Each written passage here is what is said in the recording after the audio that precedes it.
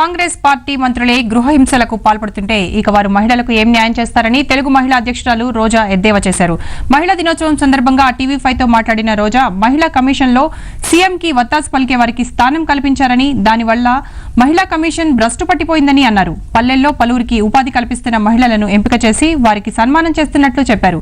Telugu Desam party మహిళలకు 33% reservation కల్పించడానికి సిద్ధంగా ఉందని, పార్లమెంట్లో బిల్లు ప్రవేశపెడితే తెలుగుదేశం పార్టీ మద్దతిస్తుందని అన్నారు.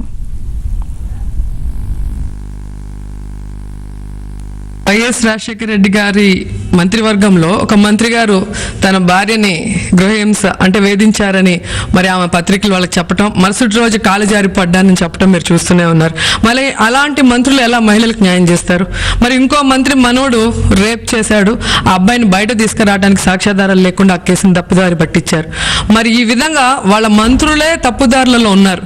మరి అలాగే మహిళా కమిషన్ తీసుకుంటే మేధావుల్ని మరి నిపుణులైన వాళ్ళని పెట్టి మహిళల సమస్యలు తెలుసుకొని పరిష్కరించాల్సింది పోయి తమ పార్టీలో తమకు జించా కొట్టే వాళ్ళందరికీ కూడా మహిళా కమిషన్లో ఈరోజు అవకాశాలు కల్పించడం వల్ల వాళ్ళు డబ్బులకి ప్రలోభపడి ఈరోజు ఏ విధంగా మహిళా కమిషన్ భ్రష్టు పట్టించారో కూడా మనం అందరం చూస్తున్నాం.